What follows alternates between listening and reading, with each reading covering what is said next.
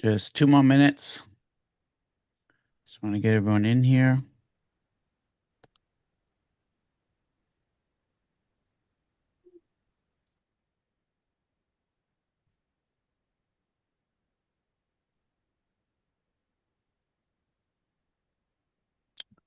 See if Jarvis is on his way.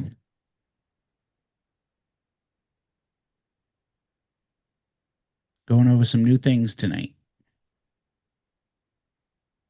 You like how I surprise you with them too, Mike?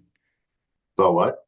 Do you like how I don't tell you about them Yeah, until I love it actually. It's hilarious. And I guess what I think I was confusing you. I was just I knew you could see me, but if I left, like I just turned video off if I have to go tinkle, right? Yeah, make sure your audio's off too, because we don't want to hear that either. I think the audio is worse than the visual. So, That'd be horrible, especially if my bathroom is that close to the computer. all right, where's Jarvis? Is he in the regular room? Oh, there he is. I'm going to promote you to a panelist, Jarvis, coming in. Just accept that. So, welcome everyone. Tonight we have Jarvis Johnson. He's going to be entering the panel here.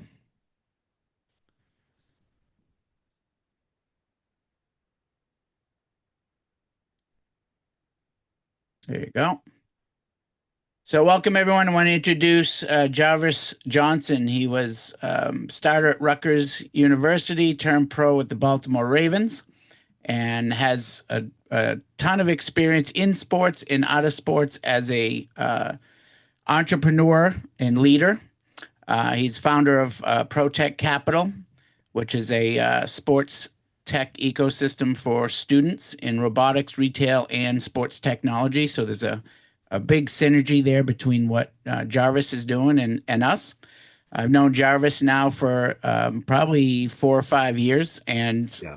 I always like to, I'm one of those people that I do not say this unless I genuinely mean it. Jarvis is one of those individuals. I put Michael in the same class that would stop everything he's doing to help you if you ever needed him. He's one of those people you can count on, and most of us only have, you know, a handful of them that those type of people that you meet. And Jarvis and Michael, both of them are those individuals. So to have them both on here, two very special people, and proud to know both of them. And Jarvis would like to just have you come on and talk a little bit about what you're currently doing now. Well, Lance, man, thank you. You know how I feel about you. And just to be able to be here tonight, this evening, as you already called out, that's just what it is. When I connected with you 5 years ago, we always had the synergies to do what we're doing today. I'm so happy and proud of what you're doing. You know, I loved it from the start of the inception when we got to meet, and I seen the growth in you, also in the company and everything you've been doing. You know, I fly under the radar, and I'm the same I feel the same way. Lance is the same young man that when I met him then, he was here now, still going to be and remain the same with all the work and services that you put into this, man. So thank you for having me. Thank you. I appreciate that. I'd love to start, Jarvis, with going back to your Rutgers day, and I always Mhm. like to ask, people that come on as our guest is, was there one influential person? Because I always compare Uh-huh. area scouts evaluators when we place them in different areas of the country. We want them to be that one person that if a kid, an athlete was asked 10 years from now who made a difference in your life, I want it to be the area scouts evaluators. So I always like to Mhm. ask with you, who was that, prior to your Rutgers day that you feel was a big contributor to get you to Rutgers? Oh, Lance, boy, that'll make me come off the camera. And then you don't want me to come off you want me to come off the camera. No. Well, that's a great question. And it just was a correlation of believers in my life, to sum it up. And that started with my family. Family mean everything. And I can start with my parents. They was my heroes. Because my story always different than the today's players and the time players and the modern day players that's going to be after us. Um, I never dreamed of playing or going to college though, so that was the thing. So since I never dreamed of going to college and playing sports at all, they saw that in me. At the time it was proposed to me and presented to me. So I'll say my parents. Awesome. And your journey through college, was there one particular? I know you had a breakout year in 2004. Hmm. What would you say was probably one of your most memorable moments at Rutgers? Oh, since the time I wanted to transfer, that was my biggest wake up call. So a part of my career, I didn't choose my college. I wanted to go somewhere else, and it's no offense or to any college or institution at the time. My mom chose my college due to my circumstances at the time. I was transitioning from high school to college. And she chose Rutgers University. So I was already starting off trying to transfer in my freshman year. I didn't want to play. I wanted to redshirt. Coach and the staff and my teammates, they didn't like that decision that I started with. So I was like, all right, damn, it's all y'all against me now? All right, well, I'm transferring. And the portal ain't the portal today because you had to get signatures. And all those signatures meant something when you were a minor. So, man, and when my mama came up there, Lance, and she said, "You're gonna stay anyway." She heard me out. But I think again, when I got a chance to sit with all the coaches from that point, it changed my life though. It really did change my way of thinking because now I say, all right, I belong on the team. I feel like they feel like I belong on the team. I was an individual student athlete first, so that's probably why I had that hardship of transitioning to a team concept because so many other things in my life that brought me to that point. And I think where I was broken by the coaches and my teammates again because they just saw so much in me. And that was the year. I'll say going into the fifth game in my freshman year, that's when I really made the real transition because I was giving them hell before that.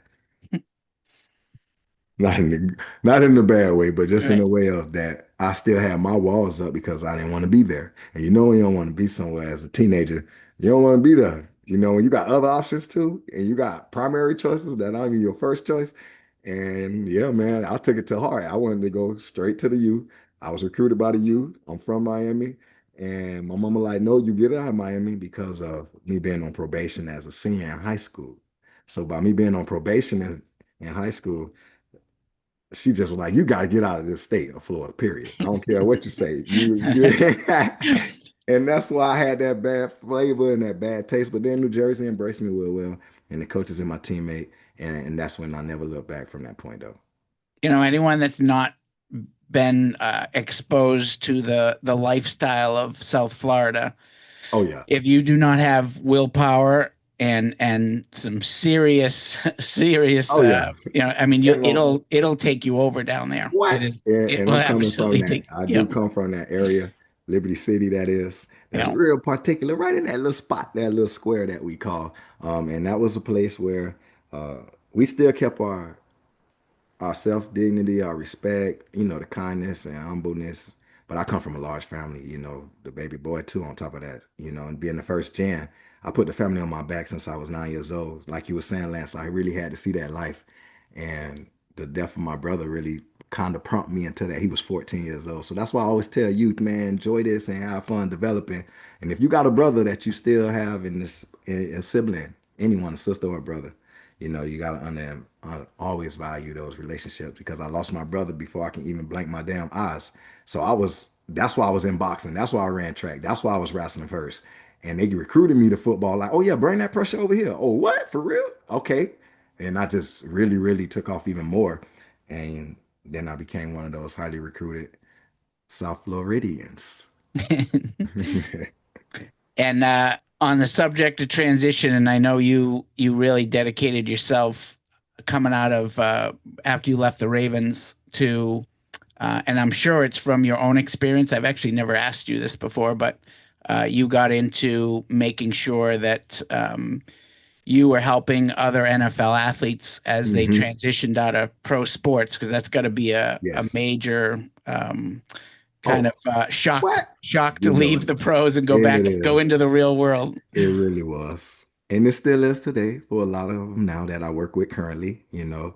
And over the course of these 8 years that I've been in the space doing this from when I transitioned myself, I always felt called to do this. You know, this was my ultimate calling. And I sat with a lot of our league administrators in the office in New York. So they had a dose of Jarvis in California, New Jersey, and New York. I went through all them offices to let them know what time it was.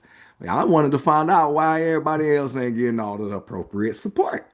Yeah, And they were like, man, you asked the real question. Yeah, I'm asking the right question because now I had to funnel through all of this to find out the truth.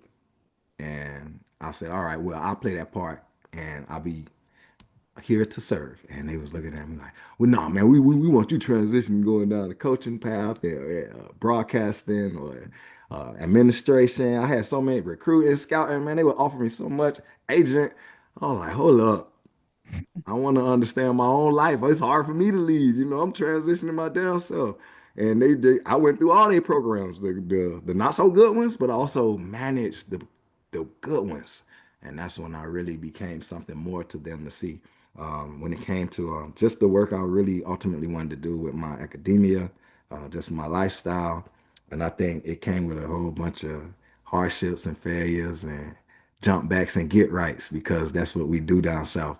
It's nothing that's going to hold the Miami Floridian down. And according to Roger Goodell, he also was speaking to me when I was going through those offices. So Troy Vincent, Roman Oldman, Keith Elias, Tracy Perman, I can just name, man, they all just took that part in my life and said some things to me when I was at that pivotal moment because they know I was on something that I wanted to help. And to feel that from a transition player himself that also have legalities that was and compliance that was put in place because of him.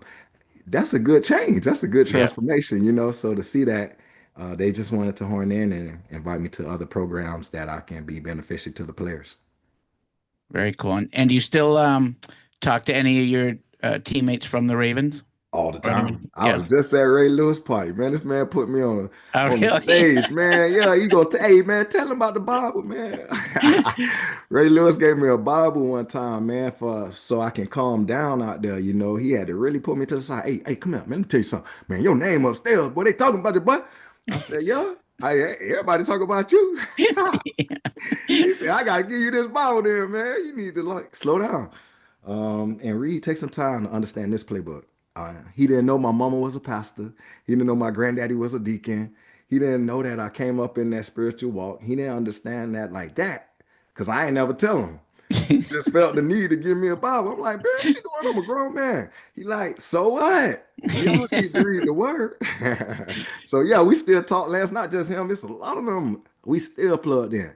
He just had a party, like I said, and it was a good one because he still gave back to the community first. He celebrated with where he from, and the people came out, and he remembered that, and he was like, "Make sure you let them know now." I said, "Oh boy, I'm still scared of your ass too, boy. He's still he's still bigger than the bit." Yeah, I was just So gonna. small, you know what I'm saying? I So was now just we got that brotherhood love. He know because you know Ray from Florida too. So they adopted me soon as I got there. So it was nothing but love.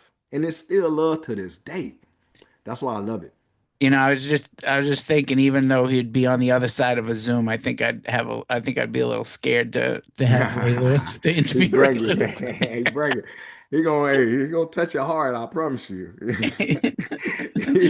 Through the wire, through Zooms, through his presence. I mean, on the field, off the fields, in business, and he does a lot right now. We partnering on a lot of things coming in the future right now that we talked about and discussed with his team and my team.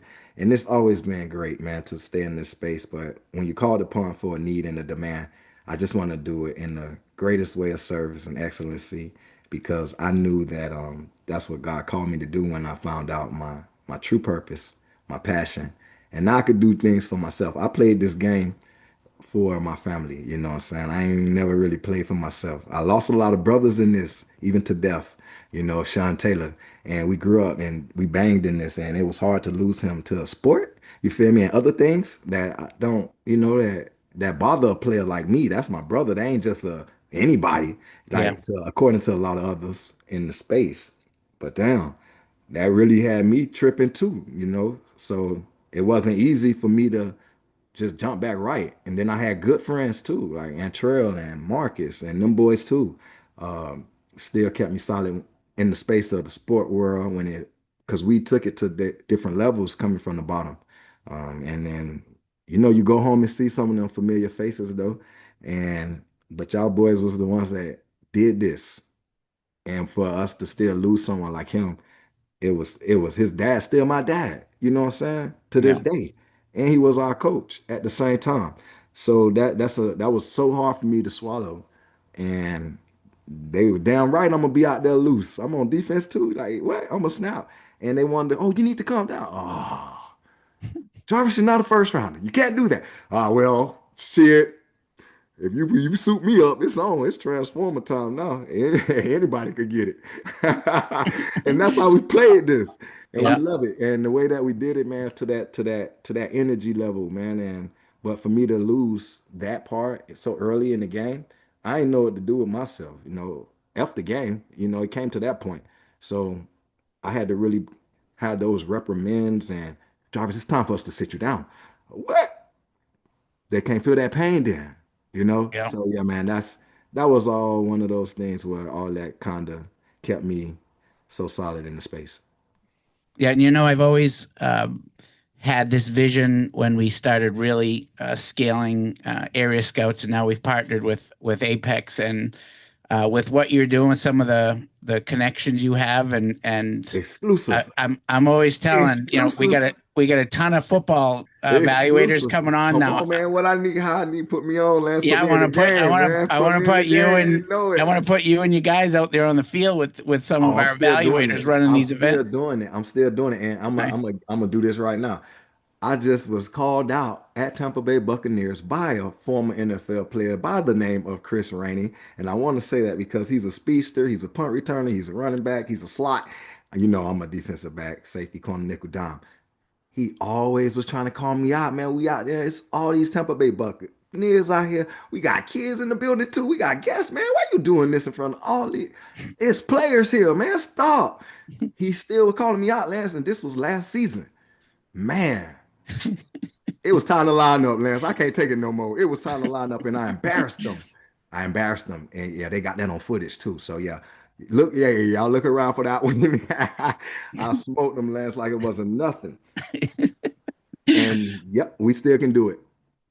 I will when we get all our guys positioned across the country here and we're running these events, I'm going to be reaching out to Please you and do. your network to get you guys out on the field with them Come on, with the man. Come on. kids. Yeah, I'm You still, gonna you're gonna I'm be still ready out for that? there. Yeah, I work with our USA flags. I work with Tampa Bay flags. I still work with NFL flags. I'm still working with so many other individuals in the space that conduct camps across the globe as well. And it's just been a great journey, from that transition, pivotal moment that I thought was hardship, but it really was time for me to realize too, at the same time, you have to walk into your divine purpose because the opportunities was there and it's going to be there for anyone that make it to this point. But I said I wanted to be able to be a pillar before this point. And the ones that if they do, okay, yeah, great. If they don't, okay, yeah, great, because we still have something and somewhere for them to be directed to with nothing but ethical usage of learning and hands-on support, resources, wraparound services, I mean, pro services, you name it. And I think that's where I know that my gift came from. Awesome. Well, Jarvis, Michael, do you have any? Michael's a big, he's a bigger NCAA football guy than I am. Do you have any questions for Jarvis, Mike?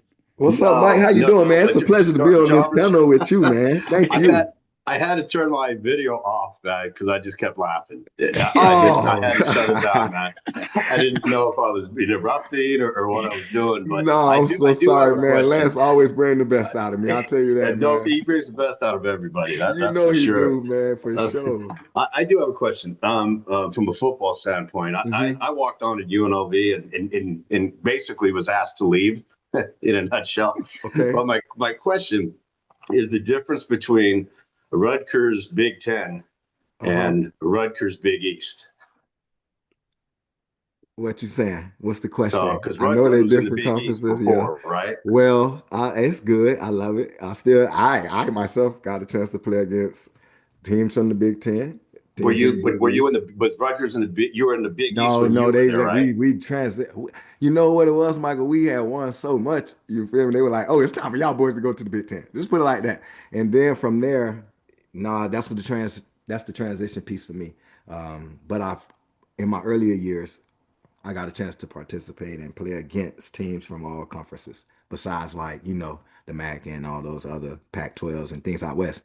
But yeah, the Big Ten, ACC, Big East was a powerhouse too. But I They always were love in playing out of conference. basketball, but not in football, though, I right? always just love playing great players. You feel me? Like I don't care what conference you in, it don't matter because they already got the system rigged up. Everybody know that, and this was before my time, so I ain't make that up. So that's just please don't hold that against me. What's your opinion of the what's soon to be probably just 2 or 4 conferences total? What's your opinion of these massive sized, as big as the SEC and Big Ten are?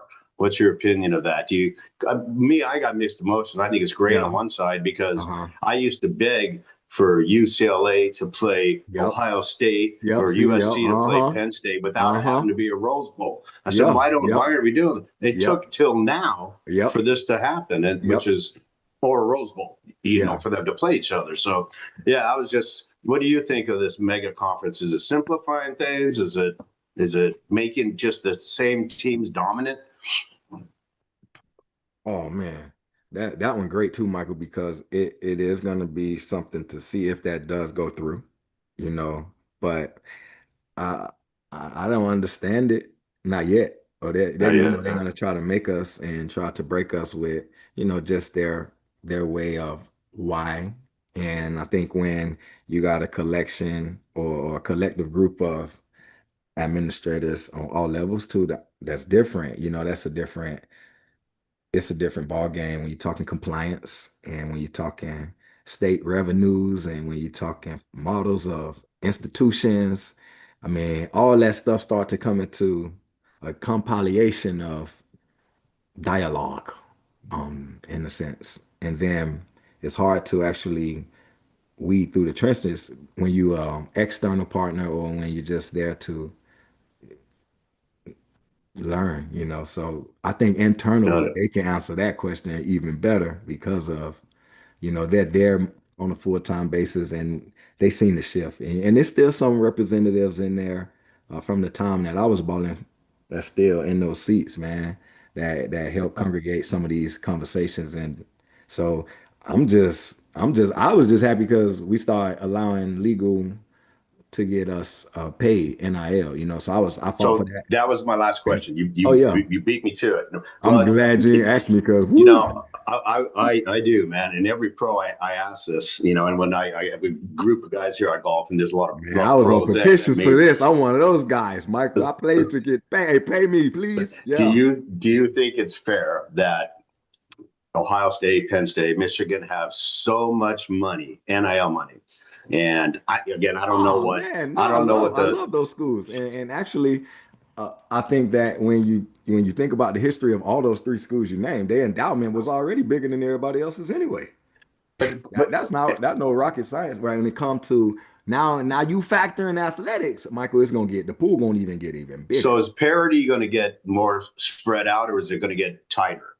In what Because in what some schools have regard? In so what much more regard? money. Yeah. Well, in just with the NIL money, school A has Oh, 10 million to work that with, stuff and is 10. yeah, that's gonna be very, very it's gonna have its complications, but you'll see the bylaws But that's gonna isn't come it into too place. going to destroy these smaller conferences? I Because believe so. I because believe nobody's so. going to want to I go for the believe Mountain so. West when they can go play Yeah. for the worst team Yeah. in the Big 12. you know. So that was just, I was wondering where the heck that was going, because it seems like they're not sure. No, they're still figuring those things out. Do It's they still, cap it's the still. NIL money? Is there a cap on that per school or per Mhm. kid?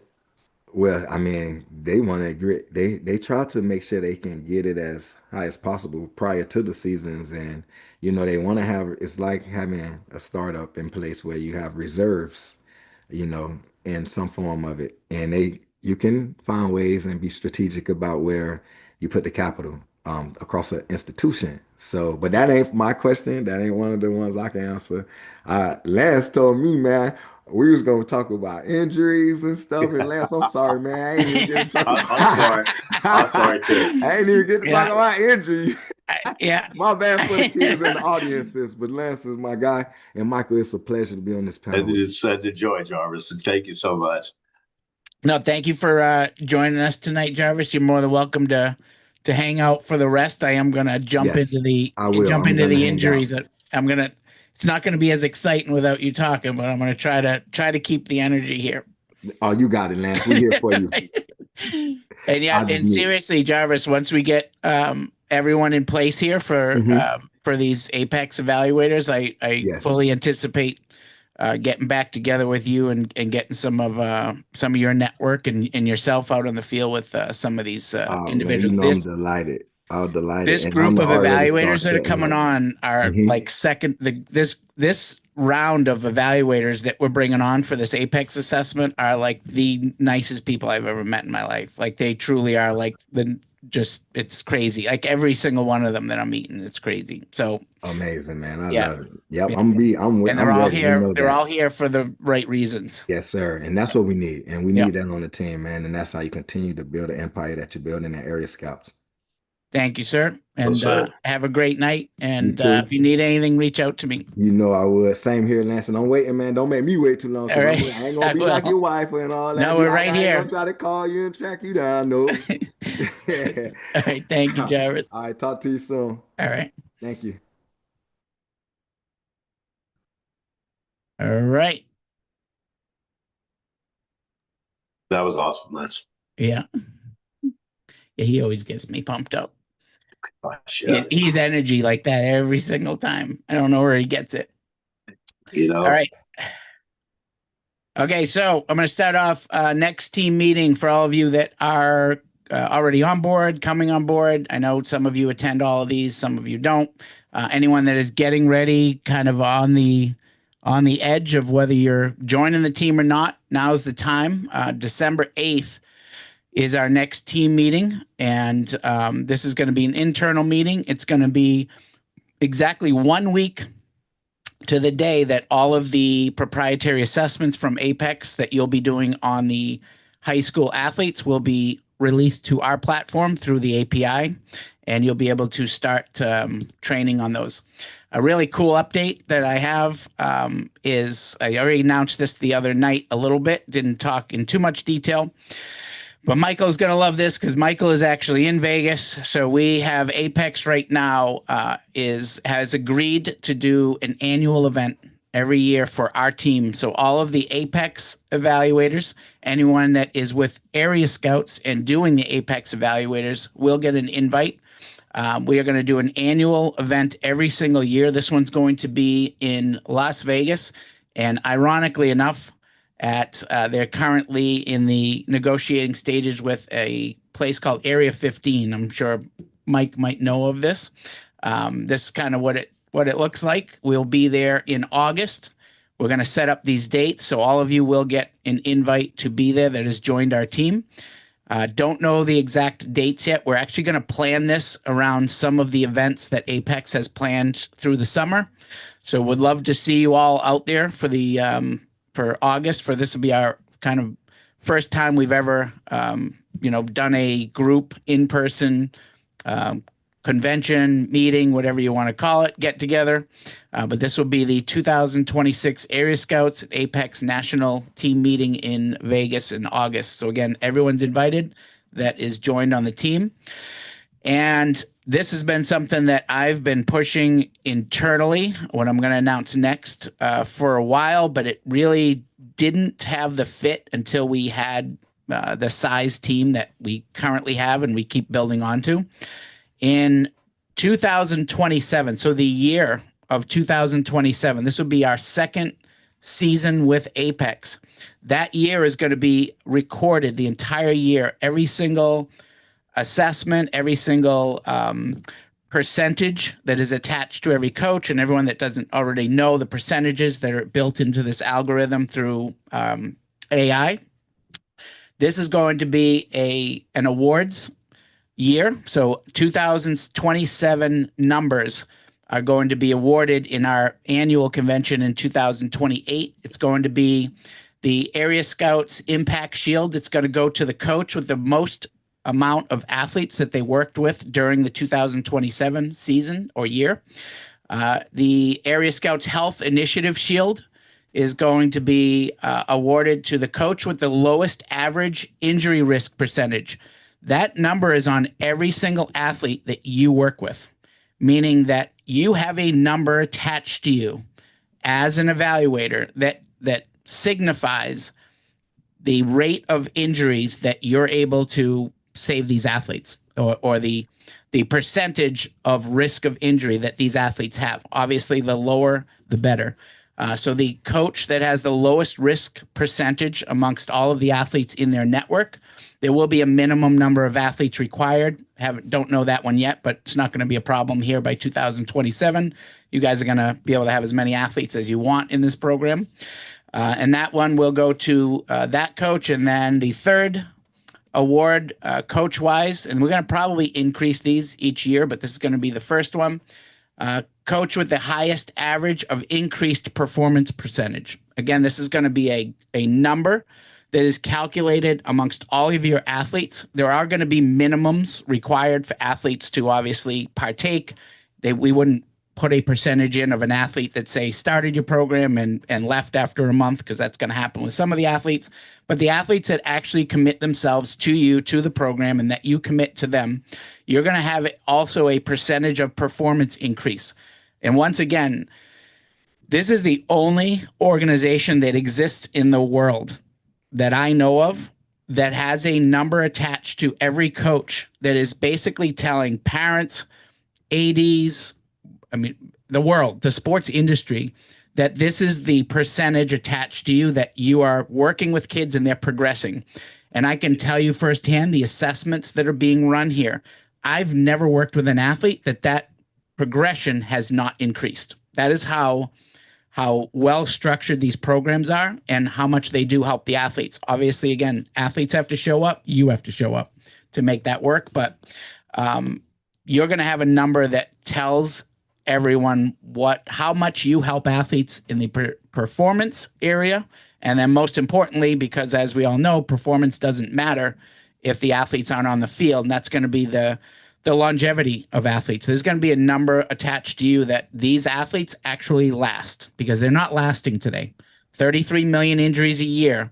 I guarantee you, if we were able to calculate these numbers today on a lot of programs out there that are working with kids, parents, coaches, the world would be shocked at how low these numbers are now with injuries at 33 million per year.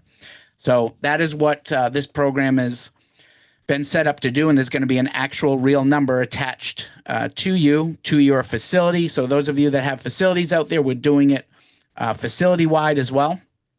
And then athletes, we're going to do an Athlete of the Year award that's going to be voted on by the board of directors for Area Scouts and A.P.E.X. collectively. And we're going to pick one 13-year-old, one or 13U, 14U, all the way up to 17U, and going to have scholarship funds awarded to those kids for when they, if they go to college, on those awards that are going to be issued to them. That's going to be starting in 2027. I know that feels like it's a little bit of a way but it's really not. It's right around the corner. And on top of having those numbers attached to you as coaches and organizations, this is going to be the only again, company that really pays attention to these variables that dictate who wins these awards. So really excited about this. I've wanted this. I can't tell you how long. It was one of my visions with Area Scouts when it was in early stages of development with the software. And I really didn't have the ability to do this until we, got an organization like A.P.E.X and some of the sponsors. You saw some of the big names that are behind A.P.E.X. So they're giving us now the ability to do something that I've always really wanted to do with this program and acknowledge the people out there and the coaches that are making a difference out there.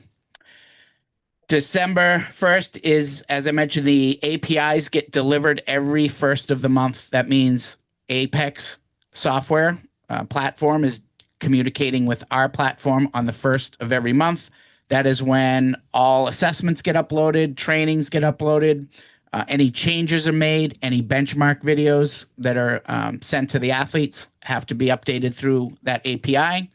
That is kind of where we're going to do our meeting, is a week after the API every month. And the reason for that is after we get the API, you're going to see a bunch of different changes each month, new programs, as you all know, we have nutrition, mental health, neuro training, strength and conditioning, sport specific. We're adding more sports. So every month you're going to see something new on this platform. And then 1 week later, after it launches, we'll be able to have a meeting, go over all those changes after you've gotten to be able to go in and look at them, try them, test them. And this platform is never going to stop with these updates. You have to, in athlete development, you have to stay ahead of the times. And that's exactly what we're doing with this in A.P.E.X. January is going to start our sports medicine team meetings. So Michael's actually going to help organize this too with his team out there. And we're going to get on a short call at first. January kind of going to be an introductory call with our sports medicine team, get to meet them.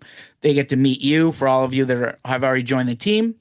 And then moving forward, for a lot of you, not all of you, haven't done movement assessments before. That is a part of all of our assessments. We do not work with any athletes unless we know they are fundamentally sound through a proper movement assessment. We will not work with them without that.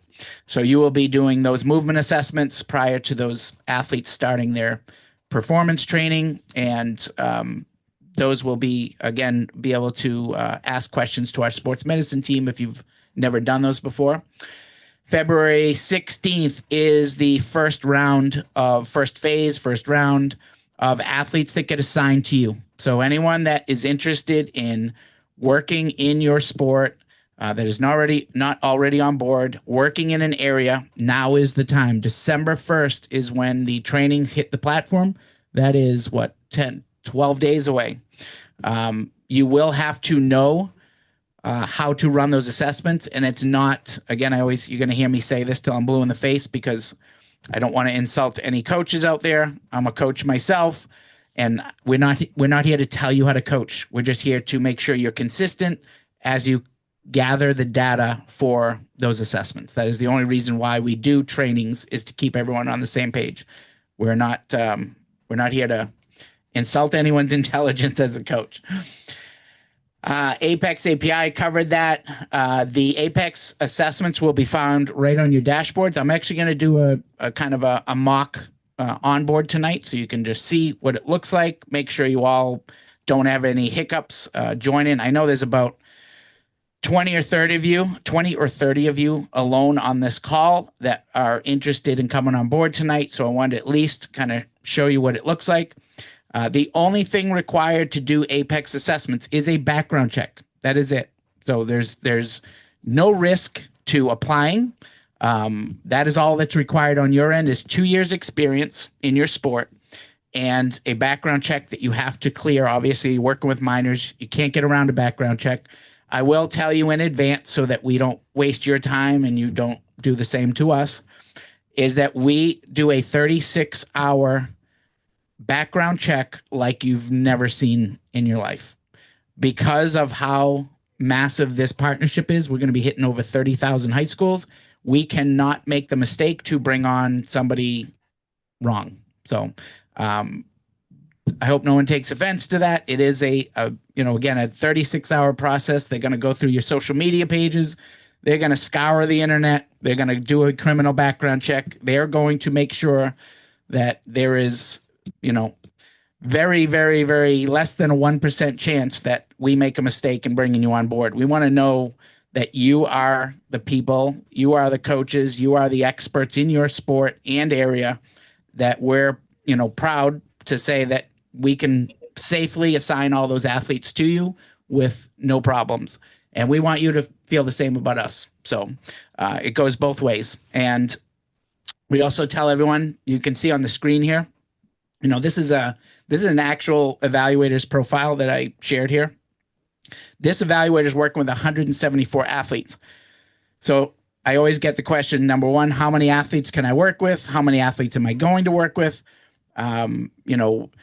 How are you working with 174 athletes at once? So I'm going to answer all those. Number one, all the athletes at once. We do group sessions. A.P.E.X evaluations are done 10 at a time, and BASE, the movement assessment's done 30 at a time. So 174 athletes is a lot of athletes, but it's not at the same time. We are not focused on repetition with development. We are focused on prioritizing the weaknesses in a priority of what could possibly cause an injury.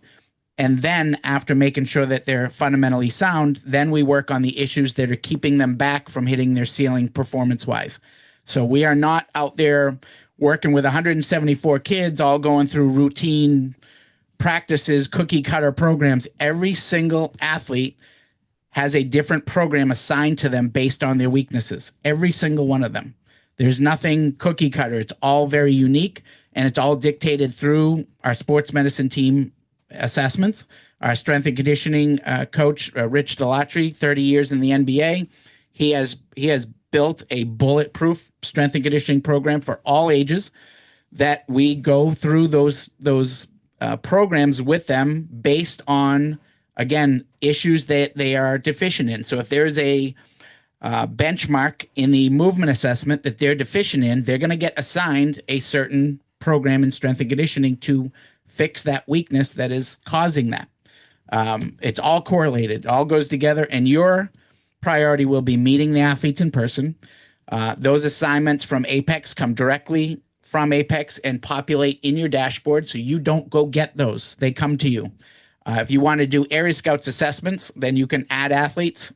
You can do licensing through Area Scouts and bring on athletes through marketing, our team, social media, you name it. But A.P.E.X itself is already assigned to you. Those athletes are already coming to you when you pick your sport in your area by season. So just so everyone knows, those are two different things. I know it's a little confusing. The target athlete population that you see up in the right. So those are how many areas you're working in. Those are postal codes. It's just a fancy word for postal codes. Target athlete population. That's the number of student athletes in an area that you've been assigned to. And anyone that wants to work in a larger area and in more sports, you can in the future. We're going to kind of revisit everyone in 4 months or 6 months, make sure that this is what you want to do. You're happy with the assessments you've already run. You're happy with us. We're happy with you. And then we'll take that coach in that area and we will make them the priority. We'll make them the coach that's running all the programs. And I'm going to show you how easy that is to do on this next slide up here. Same with your schedule is all dictated through this platform as well. Everything's controlled through this platform. Communication to the athletes controlled through here. Parents see your communications. We see your communications. So there's never any issues with what you're saying to the athletes. Obviously, you got to say the right things still, but at least there's no, we don't want to be texting athletes. We don't, ever want to be same rules you hear in Pop Warner. You don't want to be alone with the athletes. You always want a third person there. You don't want to be doing one-on-one conversations. So we protect all that right through our platform.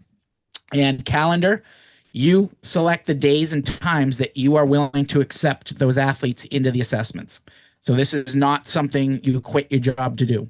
If you want to quit your job in a year or two, after you've built up 174 athletes would allow you to quit your job, but you don't do that now.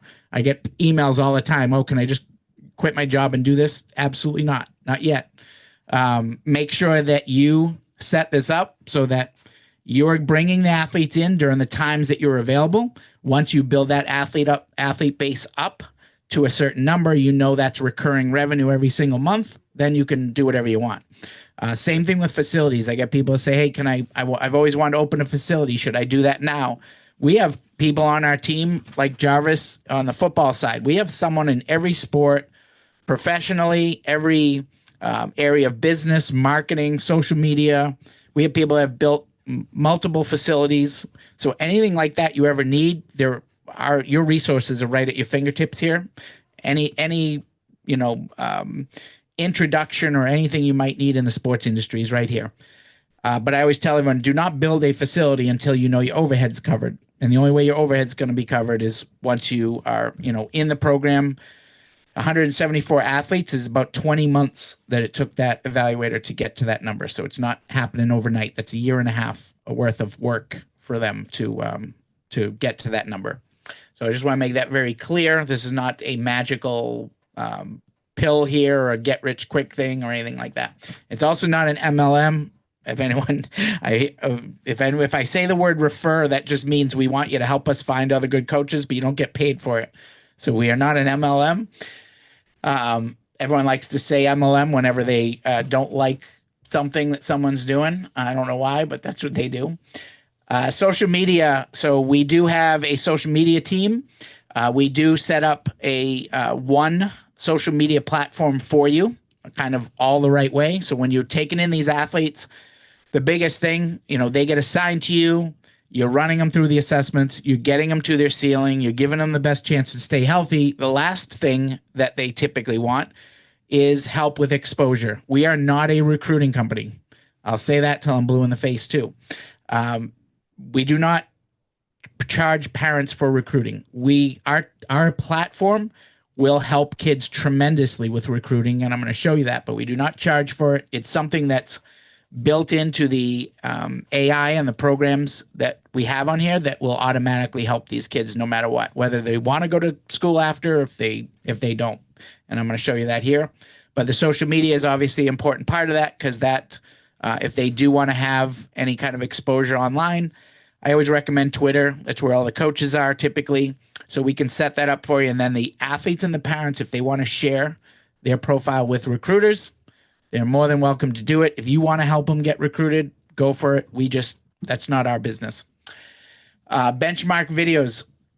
So benchmark videos are the corrective measures that get assigned to the athletes based on their deficiencies, as I mentioned. So anything that is holding these kids back from peak performance, or anything that has could result in an injury, will require a benchmark video or a corrective measure to show them how to fix it. That does not mean that's the only way to fix it. Matter of fact, we still to this day, after this has been going we launched the platform in early 2020, so we're over 5 years in, but we've been developing this for close to 10 years, and we still add benchmarks to this day, meaning we don't know everything, and there's not a coach on this planet that I believe knows everything. And I like that, because everyone should have their ears open for things that can possibly work better, or things that can work for some athletes that don't work for others. We still encounter that today. When that happens, we go to our team of directors, and our professional athletes build those new prescriptions or corrective measures, even if it's one athlete that is your athlete that's struggling with something. We will build that out to make sure that it's something that we can always use for tens of thousands of athletes in the future.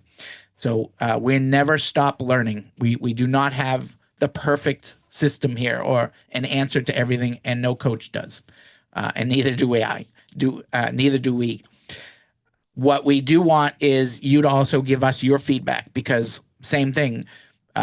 If you have encountered something, you've been coaching for 30 years, 40 years, and you notice something always works, might even be something you came up with.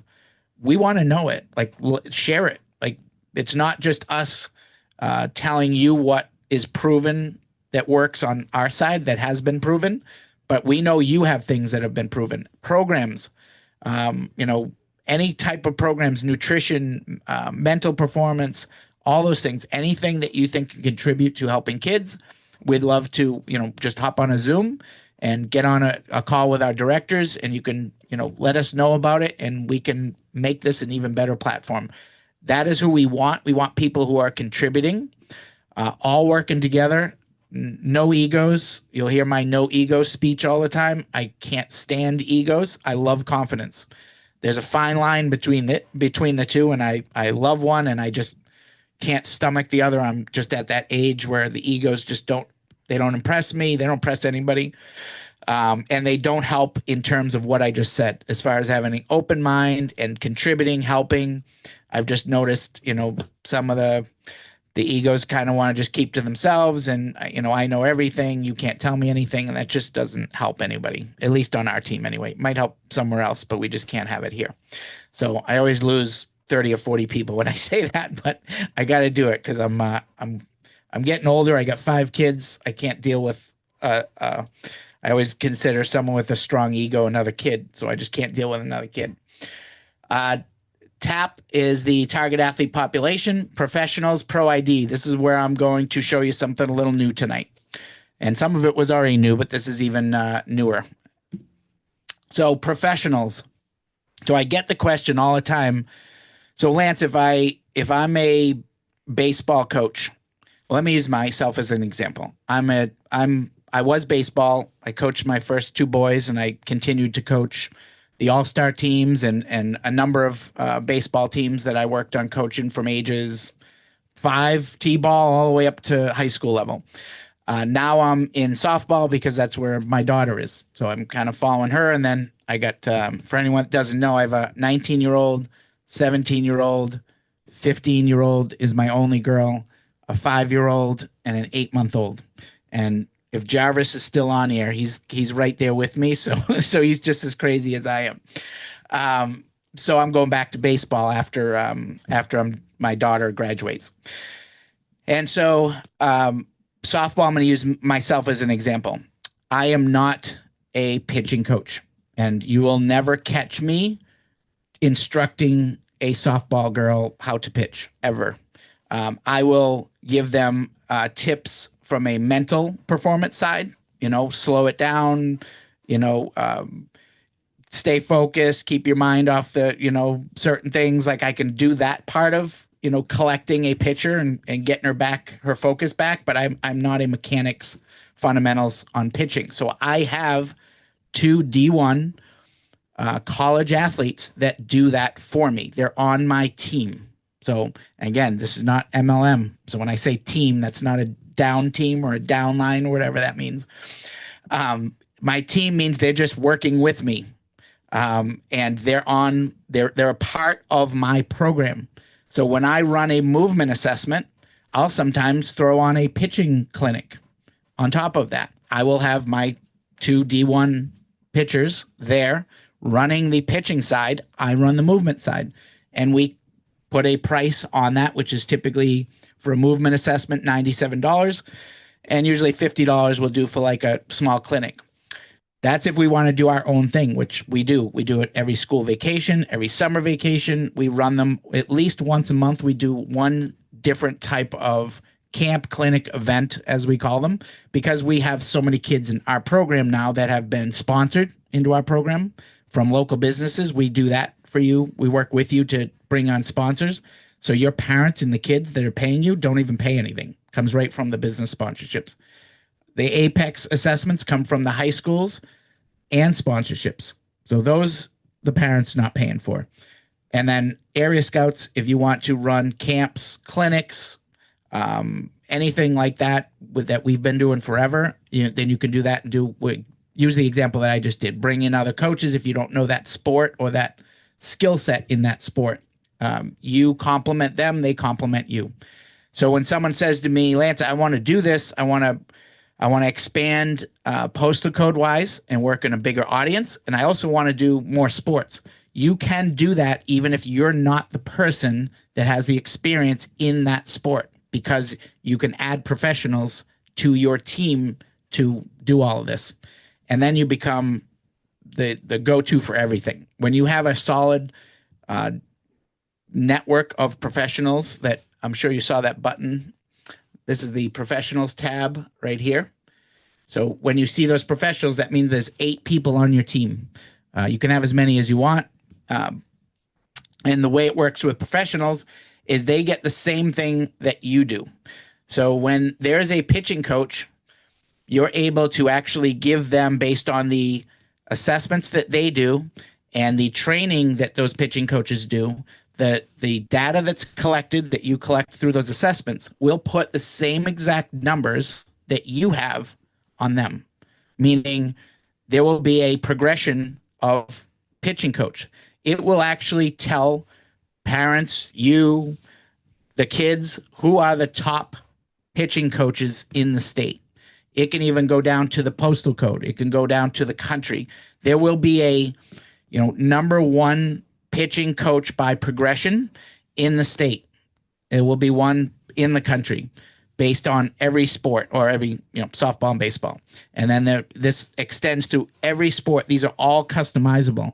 So we can actually prove any coach's philosophy. I don't care who it is. There could be a pitching coach in your area that does something so unique that's not like anyone else, and you bring them onto your team, you believe in them. They have a set assessment. They have a set skill set for those trainings that will be measured based on what they believe in, what their philosophy is. And so you can actually prove which pitching coaches are actually, their philosophies, their trainings are actually getting these kids better. And those can be shared just in your network. They can be shared just with you. They can be made public. That's totally up to you, because I know some people don't want to get into the numbers game. If you don't want to, you don't have to. You can hide all of those. It's essentially your dashboard, and I'm going to show it to you, is your baby. Like, those are your kids. Those are your parents. Those are your professionals. Whatever you wish to share is yours. Obviously, on the athlete side, the parents need to give permission to share their information. But everything else, like, that is your baby. That's your area. Those are your sports. Those are your kids. And you can, again, control what people see and what you want to share with the rest of the world. I always encourage people to, turn on the data for the things that you truly believe you're the best at. So I wouldn't turn a percentage of pitching progression for me, because I'm not a pitching coach, but I will have my hitting progression on my profile. Parents will know to an exact percentage how much kids improve performance-wise. If I'm helping in the strength and conditioning side, it'll be strength and conditioning wise. And of course, overall safety, health, the health risk, the injury risk percentage. So those numbers will always be attached to me moving forward. And you better believe I'm going to share them, because I've already seen what I can do with these assessments and the corrective measures. I am the best coach that I've ever been today because of the people in this company. I'm not going to give myself credit, because it didn't come from me. Some of it did, but I wouldn't be anywhere close to the coach I am if it wasn't for the directors on board here that actually care this much to want to have these numbers out there in the industry. So TikTok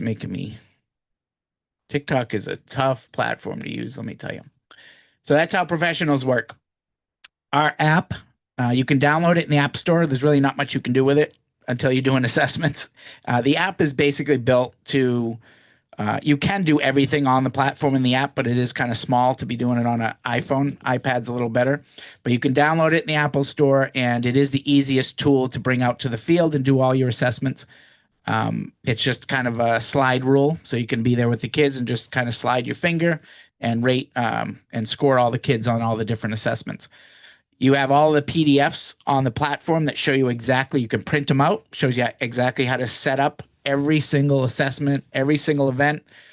And once again, if you see that diagram on how to set up a camp for 30 kids for baseball, and you look at it and you say, hey, Lance, I've been doing these for 20 years and you guys are doing it wrong. You shouldn't have 5 stations. You should have 4 stations. I'd love to hear it. Like, again, it works for us. It's been the most efficient for us, but you might even have a better way to do it. And if you do, we'd love to hear it.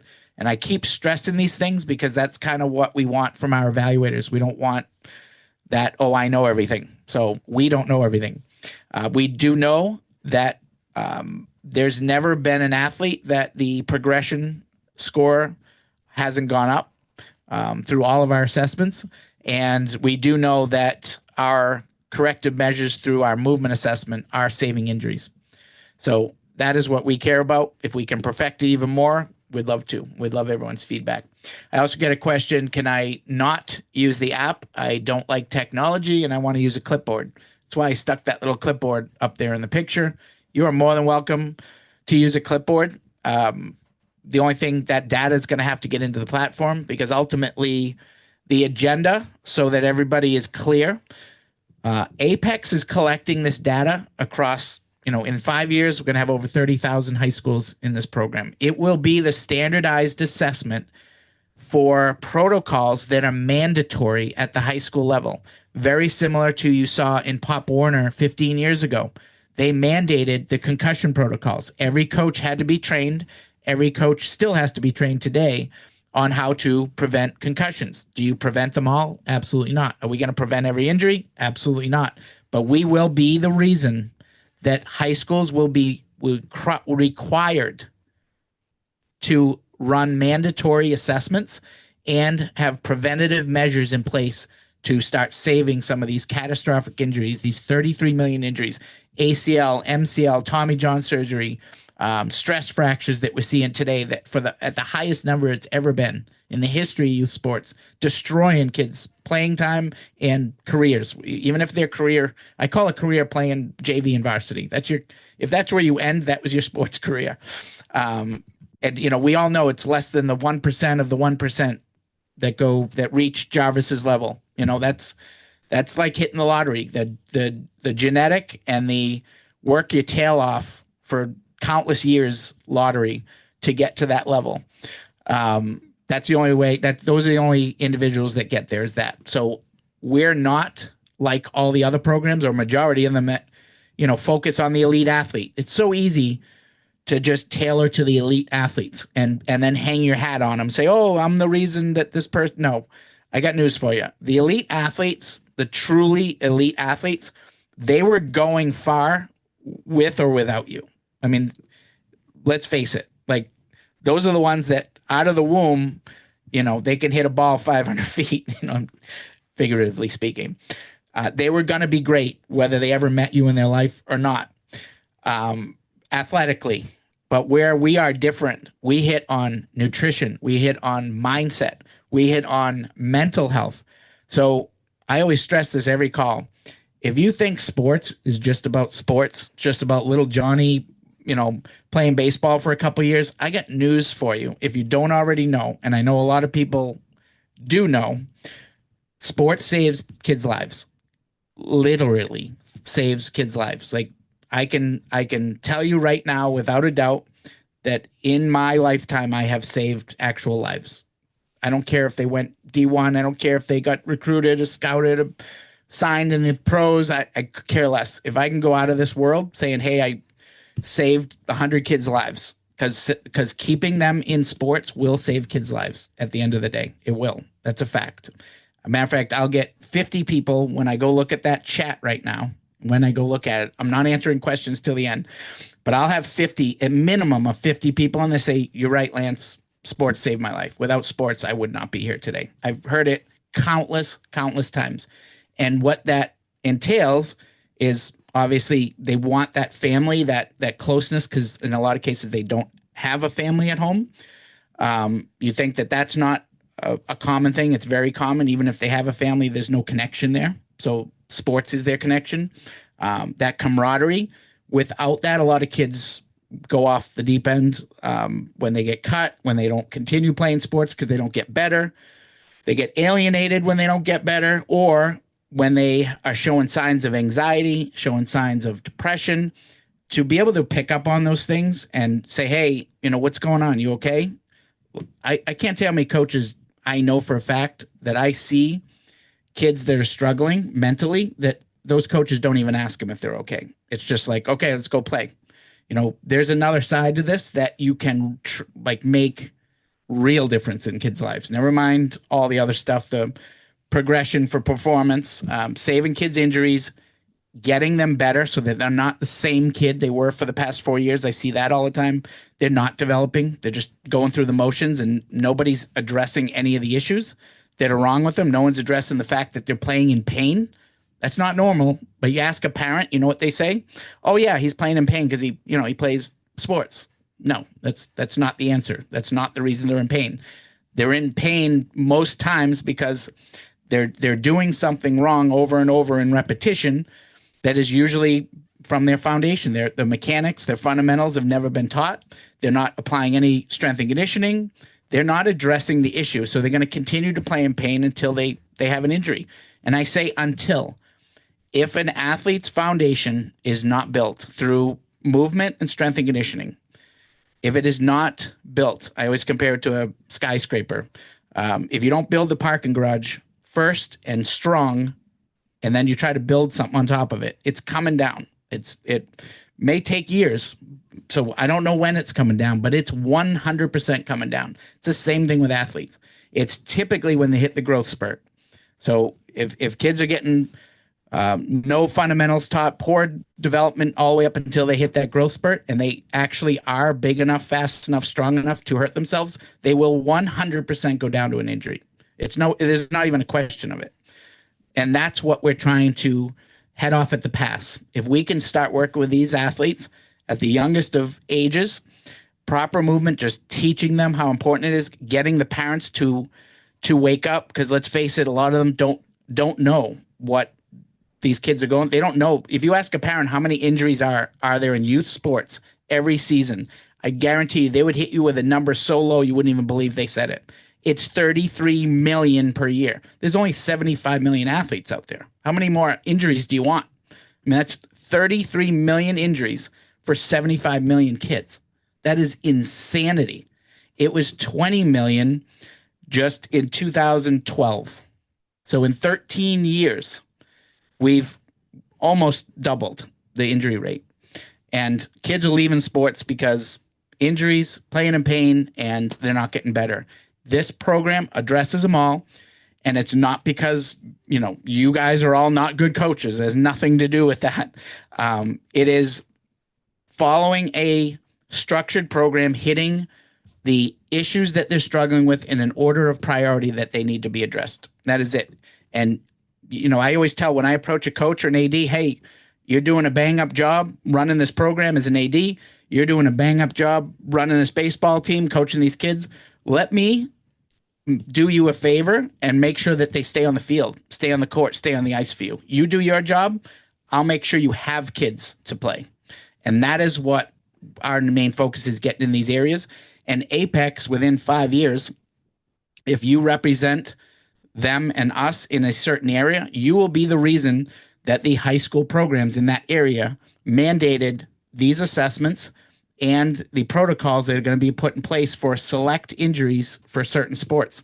So where you see, catastrophic rates of injury and ACL injuries in girls volleyball and basketball, that is going to be addressed. They're not going to keep turning their head to this anymore. We're getting at epidemic numbers. We're already there. So just like concussions finally reached a head where it was, we got to do something, we're here. It's now. We're doing it for all of the rest of these injuries that these kids are suffering through. And it starts right here. December 1st, these assessments hit the platform. And February 16th will be the first assignments, the official assignments from A.P.E.X to the high schools. And I hope that a lot of you see this as I don't even want to say opportunity, but like just a kind of a once in a lifetime chance to be part of something. When you look back, say, hey, I was one of the original evaluators to start the trend of, reducing injuries across youth sports. That's a pretty cool thing. And like I said, in the process, If you can get some kids recruited, great. If you can save some lives, insanely amazing to have that feeling. If you can just save kids from staying in sports, giving them that experience of playing JV, varsity, some kids, that's their only dream. Again, I don't care about only the elite kids. I care about all of them. If it's a dream for a kid just to make the high school team for JV, that's cool to me to be able to get them to do that. And a lot of these kids don't have that chance. They don't even know where to reach out to do this. And some kids don't have the finances to do it. We now can have sponsors to bring those kids into the program for a professional athlete development program that they never would have touched if they didn't have the money. So I know I got long-winded on that. What the assessments look like, I always like to show people this quick little video. This is just a portion of a base assessment with 6 kids. So I feel like I get emails sometimes like, oh man, I've never run a movement assessment. I've never worked with more than 10 kids at a time. Like, this isn't rocket science. It's just following a process and using the things that you already know work best and use the things we know work best together. Like, there's no parent out there that is going to choose another coach over you with your experience, and then behind you, our team with our experience. Together, there's no one that can get these kids to their ceiling better than you can locally in your sport with your experience and ours. Nobody. And I believe that wholeheartedly. And of course, give them the best chance to stay healthy at the same time, so parents can sleep at night. We actually got Chipotle. Athlete Solutions is a licensee of us through Area Scouts. They got Chipotle as a sponsor. Huge program with them. I believe they're sponsoring 50 kids a month. So 50 kids a month on a $99 or $97 a month program. That's $5,000 a month that's being sponsored by Chipotle just for that evaluator in his area. $60,000 a year in sponsorships. And then he has other athletes that are obviously paying on top of that. But that's the power of sponsorships. That's just one example. Crumble Cookies is a sponsor. I could give you a whole list of sponsors that some of our evaluators have. And it's really up to you who you want to sponsor, because every area is a little different of who you want to have sponsor you. I personally have a lot of mom and pop businesses that sponsor mine because I like having that local sponsorship because they have the largest advantage. So like, you go to a dentist in your local area and that dentist is sponsoring kids in the community to stay healthy. Where do you think those other parents are going to find a dentist? I mean, it's a no-brainer. And the businesses know that. Like, they're going to go to the business that's on all of our newsletters that are sent out throughout the community. Any event that we do, 4th of July, Town Day, there's always our banners there. And those sponsors are on those banners. So it gives them major exposure. They're sponsoring the kids. So the evaluators are happy, kids are happy, parents are happy, business is happy. There's, again, just kind of like I always say, kind of a no-brainer. A.P.E.X Compass. I'm going to explain to everyone what this is. And I'm going to go through this quick because I'm already way behind here. So A.P.E.X Compass, in a nutshell, instead of parents, and again, we're not a recruiting program. We don't charge for this. So that everybody's very clear on that. We are not a recruiting program. A.P.E.X Compass takes away the question marks when parents start being told by coaches, oh, your kid's the best kid in the world, the best, he's going to go D1, he's going to play pro, guaranteed. And not all cases, nothing I ever say is all cases, but in a lot of cases I've seen, it's usually a travel program or a program that's got these parents locked in. They're paying a certain amount a month. And if they keep feeding them that, oh, your kid's the greatest, your kid's the best, then they know that check keeps coming every month. That's what I see a lot of. It's not all of it, but that's what I see a lot of because I see it too much. I just see way too many. I talk to way too many parents to say, oh, our coach said that, he's got a great chance of going D1. When you hear that, from 100 parents in a town as small as ours, there's a problem because we know the numbers. It's less than 0.1% that are even getting to those levels. So if 100 parents are walking around thinking their kids are all going D1, there's some bridges being sold to those parents. So we want to stop that. We want to not obviously talk bad about anyone or throw anyone under the bus. We just want to guide the parents to the programs that are actually developing them. They're not just telling parents what they want to hear. And through A.P.E.X, the numbers that I just showed you for the numbers on you as coaches, the ones that we're going to be actually giving out awards to in 27, those numbers are on the athletes. So we know a rate, a percentage of where athletes are academically from what they upload to their profile. We know where they're at injury prevention wise. We know what their chance of injury is or risk of injury percentage. And we know what their performance percentage is based on all of these numbers. If a parent, instead of them being fed nonsense and running around to a bunch of D1 schools when their kid will never sniff a D1 school, they now can actually take real numbers, because no one can lie to them with real numbers, that while they're in your program, they could be working with any other coach. And by working with you, those kids have numbers and they can improve on them. So instead of just saying the kid's the greatest, we can actually get them to their ceiling. They might still not be the greatest, but again, we have the genes working. I always apologize to my kids. Say, I'm sorry, you don't have I didn't give you the genes. You're gonna have to work for this one through any sport.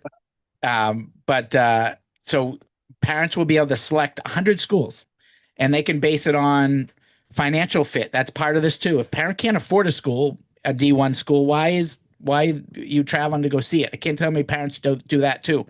In some cases, the kids get accepted, and then all of a sudden the parents say, I can't afford it. Like, that's got to be figured out before. That's already built in when you meet the parents, you meet the kids, start doing the assessments. All of this is tracked. It's all in you possess it. It's all yours. And now you can essentially hand the parents a list of schools based on percentage of where they need to go. Not should go, need to go, based on where they're going to be accepted, what they can afford, how good their kid is. Do the kids need to work on things to improve or lower their risk of injury? Because no sense in a kid going to a school hurt. Start working on those things now that are going to address those issues, not ignore them. And then you get to the school and you can't play because you go down to an injury. And one of the coolest things about this, not the most important, again, injury prevention is number one, always with us. Area Scouts is a health initiative first, before anything else. This gives the kids an actual percentage chance of play for every school that they select, which I've never, again, seen in any other program. Is it going to be exact to the percentage? No. But it'll eat at least. I know for a fact, I can't tell you how many calls. I'm on Zooms all day long. Like, all of these amazing coaches that are coming on board as evaluators, I get to meet them every day. And I got to tell you, it's really the coolest thing. I don't meet many bad people. They're all great. They've all been great people. I can't tell you how many have said, I asked them about their experience, how many missed the boat. They got to go to some of these great schools, but they didn't get to play. So, like, what are you doing? Like, that's what you wanted to do. That's why you wanted to, on top of getting a degree, obviously you still get your degree, but you go to a D1 school and you don't get to play at all. If you wanted to go there to play sports, you didn't choose right. And I haven't talked to an athlete yet that said, oh, I still think it was the best move. No, every single one of them regrets going to that school, doesn't regret their degree, but regrets picking that school. And I guarantee a lot of them have been rooted by people just not giving them direction. And parents don't even know what way to turn anyway. This gives them a foolproof, and you can hand it to them. Like, they don't pay for it. You hand them, hey, based on working with your son or working with your daughter for the past 2-3 years, or two, you could even do it on a year, but really 2 years is going to probably be optimal. You want to get these kids when they're younger, be able to hand to the parents, hey, this right now, you can look at all these schools. I put 100 schools on here, and it'll give you percentages of chance of play based on their performance, based on their academics, and based on finances, where the best place is for you to go. But the kids are always going to be eyeballing that number right there up on the screen. 82% chance of playing here. So if they have two schools that are completely equal, right now I'll hear kids say, yeah, I want to play. and it's between University of Michigan and University of Alabama. And I'll say, well, what's your best chance to play? Oh, I don't know. Isn't that important? Like, wouldn't if they're both equal, don't you want to know with the amount of money you're paying where you get to play? I mean, that to me would be kind of a no-brainer for me. But parents and kids don't even know that. They don't even know what those numbers are. So to be able to put that number on it too, and you can already kind of put the pieces together here. What parent is going to select another coach to work with outside of you doing the A.P.E.X assessments that will be yours in that area? What parent is going to say, oh, I'm going to go try to find a different coach? This isn't the one. If you're the one getting them to their ceiling, getting them a list of schools where they're best to go if they are going to school, and keeping them off the sidelines. Like that's the trifecta right there, as we call the trifecta. Those three things, I don't know another program out there that collectively, you could go find all this stuff. There's nothing we do that's you can't probably go find in 100 different organizations, but there's no other organization that does it all and puts it all together and has it down to an exact science. So, if anyone is interested on the e-com side, we do have 2 directors that run e-com. So if you do want to get on that side, you're more than welcome. I always tell everyone this is not my thing.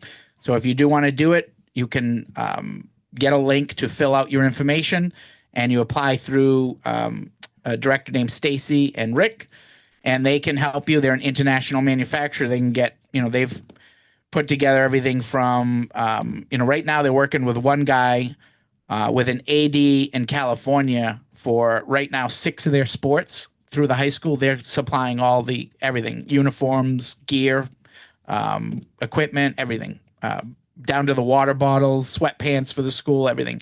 If you want to do that on top of this, you're more than welcome. I always tell Stacy, and Stacy's been a dear friend of mine, so I always tell him if I can, it's a synergy. So if I can get you some coaches that want to supply the e-com in there, you make, I believe, 15 or 20% of whatever you do there. So if you want to do it, great. If not, my baby is the rest of it. So I'm going to do a Q&A. I know, about 20 or 30 of you already said you were coming on here to get help coming on board. So I added this slide, and bear with me, this is the first time I've done this. I am going to open up a breakout room on Zoom, and this is going to allow anyone that's ready to go ahead and do the A.P.E.X background check. If you want to apply for A.P.E.X to run the assessments for the high schools in your area, again, no obligation to you, just background check in 2 years. That's it. And then Michael is who we had on the call with Jarvis. He is going to help you there. He also does, if anyone is interested in licensing, like doing what I referenced, having a team of professionals with you, running other camps, clinics, anything like that, Michael can help you with that too. They are 2 different things, so you know that. And I am going to open that room. Again, give me a second here, because I did this as a trial the other day, and it worked. But that's not guaranteed here. So I'm going to open this room. So if anyone that wants to talk to Michael and ask him some more questions and onboard, and you're ready to go, I'm going to put you in a room with Michael. So just put a little raise of hand if you see the little raise of hand, or just type get started, and I will put you in the breakout room. So let me just find it.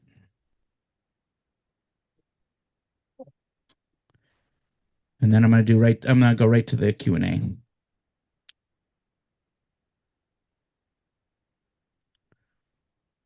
This is like what happens to Michael now. I don't see the link for it. This is like what happens to you, Mike, when you're trying to do something and you practice it, and then when you go to do it, it's not there. But usually it's user error on my part. Yeah, I don't see it on here. That's crazy. All right, so I'm gonna make this. We got 7 people, looks like that right now. If I can get to each one of them, let's see. Well, I'm gonna put the link in anyway, and then Michael, if you can talk to them individually. Yeah, why don't you just go into the chat and talk to them individually? Yeah. And I'm going to put the link in the chat.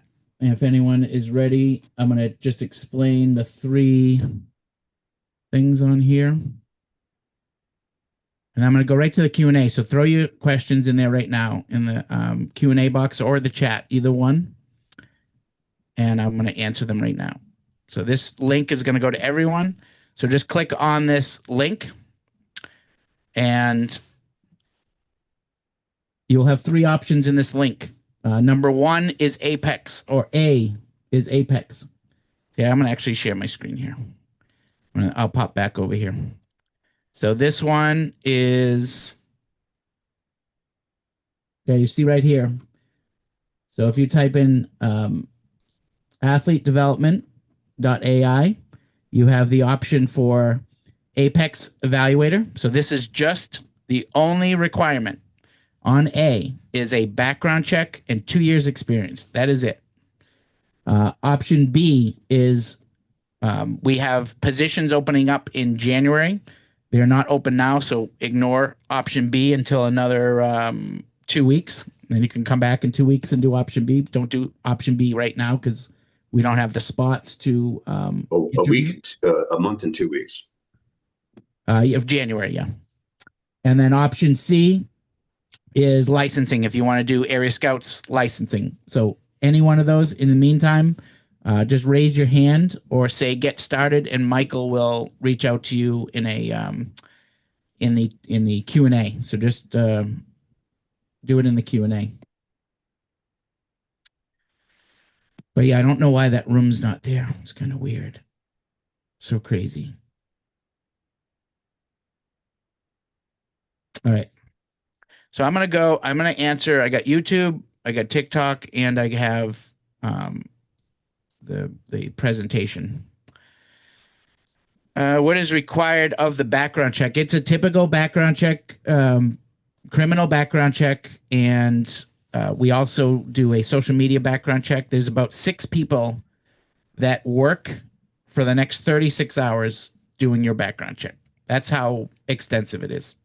So if there's anything out there that you've done that could possibly endanger children, I just want to save you now and don't fill it out because we are not lax on that at all. And I understand some of you have gotten DUIs before. I always get that question, like, is it that serious that a DUI would stop me? No, it's not. It's if you can think of anything that would, make us think you're not going to have kids in your car. So that would not hurt a child, but anything, abusive we can't bring you on. Anything that comes up. And then sometimes there's just reports online and you're not on any kind of criminal report, but there's something online we see and we just don't take the risk. Just again, being transparent with you. Am I able to run as many A.P.E.X assessments as I want? So A.P.E.X assessments are assigned to you by the high schools and any kids that get sponsored through A.P.E.X through businesses. So this is our first season for A.P.E.X. Area Scouts been doing this so licensing with Area Scouts and our assessments you can do anytime. You could start tomorrow. We've been doing those forever. A.P.E.X starts this spring. It's a brand new partnership that is just focused on 13 and up for the high school assessments. So there's 2 different things, but you can do them both. Totally up to you. And again, that's definitely a question for Michael. Again, raise your hand and Michael can give you his phone number. And you can talk to Michael directly. And I'll figure out this room thing once we're off. I don't understand why that's happening.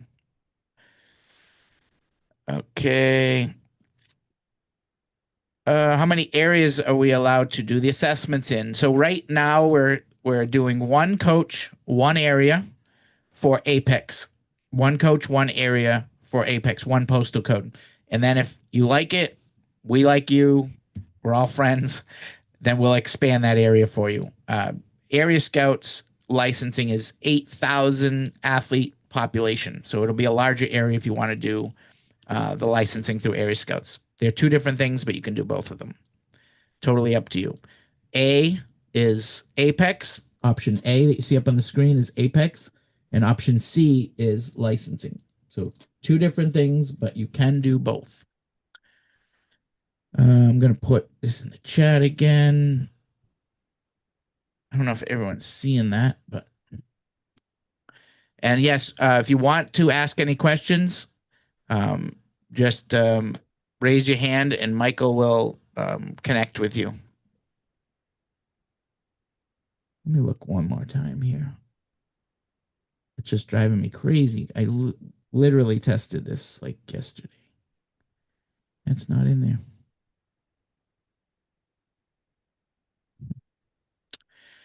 Okay. We have over 70 teams across the country. Would we be able to use this platform for them as well? Definitely. Would love to have you on the program. We have other, I'm guessing your travel teams. We have other travel teams on the program. Would love to talk to you. Could you, Michael, what is your number, Mike? 702. Yeah. Hold on. 279. Hold on. 702. 279. Yeah. 5904. And I'm answering as many questions as I can in here now, Lance. Okay. So you can reach out, Sidious. I think that's how you say your name, or if it's Sidious, if that's your team name. That is Michael. I put his phone number in there. Definitely reach out to him. Would love to have your organization. Or even what would help, sorry to interrupt, what would help tremendously is all of you that are looking, we apologize for this glitch. It's all Lance's fault. It has nothing to do with me. You know, I'm social. I can really handle this stuff. But no, but if you would text me now, your email address or your phone number, text me your name, your email, your phone number, and I will get to you first thing in the morning or whenever you can even put in the text what's the best time to call you tomorrow. So it's 702-279-5904. Yes. 702-279-5904. Michael, just text him and he will get back to you. And you can even text him questions too if you want. Yeah, I love we're getting all these this is the first time this is my 3rd time doing this on TikTok, and it's the first time getting this kind of response. So I love it. And then YouTube, we're getting some there too. Let me see. You mentioned on the dude you were talking to that they would possibly be able to come out to the field and do camps and clinics. Yes. Listen, like I mentioned, I have countless professional connections to get people. Like, there's not a professional athlete out there that does not resonate with this. They would love to be out on the field with you guys. Obviously, they have to be compensated if you're running like a camp or an event. But we had one in Ohio that they did a running backs camp. One of our directors, who was a former running back in the NFL, went out there and did that with them. They had like 104 or 106 kids, and they did a running back combine and then a movement assessment together. But they had 106 or 104, so well over 100, at $147 a piece on a weekend, Saturday and Sunday, I think 3 hours each day. So it was 15 grand. And again, I know for a fact that like 20 or 30 of those kids were sponsored through his program too. So it wasn't like they all had to, they had to even pay for that too, because they had some sponsorships. And that will be the end goal here too, is getting some of these larger companies. We're in talks right now with StubHub. I'm sure all of you know StubHub. I've never heard of someone say, oh no, this sounds horrible. I don't want to be involved in helping kids not get injured. Like, that doesn't happen. The one thing I will say though, I want to save everyone some aggravation, because this is happening now on like a weekly basis. So I had an evaluator reach out to me. He came on board. He approached a coach and, said, hey, I'm with Area Scouts and A.P.E.X. I'm going to be doing the high school assessments locally, and I want to help you make your team better. I want to work on, we have pitching performance assessments and correctives, and he's going on and on about how he is going to help the varsity coach be a better baseball varsity coach, a better baseball. You can't do that. You can't tell a varsity. And again, I'm a high school coach. I would be fine. Like, I don't get insulted like that. But a lot of you go up to a coach and you basically, I say to people that do that, you might as well have just walked up to them and slapped them across the face. I would say for travel organizations too. When you say, Sidious, if someone said that to you, said, "Oh, I'm going to make your team better," you would probably take that personally. Like, that's what I'm here for. That's not what we're here for. You can do that because they're your teams. You can make them better if they're your kids, but you can't walk up to another coach and say, "I'm going to make them better," because you've just insulted them. But what you can say, and it gets you in the door every single time with ADs and coaches, is, "Hey, I heard, give them their props. Like, hey, I heard you're a great team. You got a great organization. You guys just made the playoffs, but did you have any injuries this season?" Oh, then you could just sit there and listen, because they'll rattle off at least a half a dozen. And then you say, "Listen, this is what we do. This is what I want to do. I want to make sure that you're not having this every season. I want to make sure I'm bringing your kids through a movement assessment and addressing things that we find in that movement assessment to be able to get their injury rate, risk of injury rate, down to like next to nothing. That way, you guys don't have to worry about, pulling up kids from JV for varsity. Don't have to worry about, losing the first round of the playoffs because 2 of your players are out." That's what I want to help with. You guys are doing a great job coaching. That is your immediate in every single time. And then as you get to know them, then you can say, if you see something, say, "Hey, I know you're doing it with you're doing this with your pitchers. Can I just recommend something, and can you try it this way? And if it doesn't work, and let them have credit for it. You're doing your thing. Let them have the credit for it." But that's when you can kind of sneak that in there, and you will make programs better. But you can't let them know that you're making them better, because you don't want to insult them. I know it's a little, ridiculous to have to dance sometimes like that, but that's the sports world. So, but once you get to know them, you know what the camaraderie is. Once you get to know those coaches, next thing you know, you're out having a beer with one of them, and then you can tell him then when you bought him a couple beers, then you can tell him you're going to help his pitchers or something. What is the youngest age that you do assessment? So for area scouts, the youngest I've ever done is 6, but that's just a basic fun movement, super easy, strength and conditioning, just something just to introduce them. But you're not doing anything significant with a 6-year-old. And even at that, a 6-year-old's going to have to be one that you can actually keep their attention, because that's probably the biggest thing at that age, is the attention span. So yeah, there's only so much you can do, but certainly you can start with some basic fundamentals at that age for sure, without a doubt, but just keep it fun. They're little kids. And yet we're not putting just so everyone knows, we're not putting a progression percentage on 5-year-olds for the country or anything like that. That doesn't start. Those progression rates don't start until they're 13 years old on our platform. So up until 5 to 12, whatever age, we're not putting any of those types of numbers on those kids as far as performance. We do start working on more advanced strength and conditioning, and putting numbers as far as doing corrective measures on movement for ages. I think the lowest is 9 or 10 for that, but we don't do any we're just focused on more the fundamentals and the foundation of the athletes when they're younger. And then we start focusing more on performance as we get older, which again helps with the coaches, because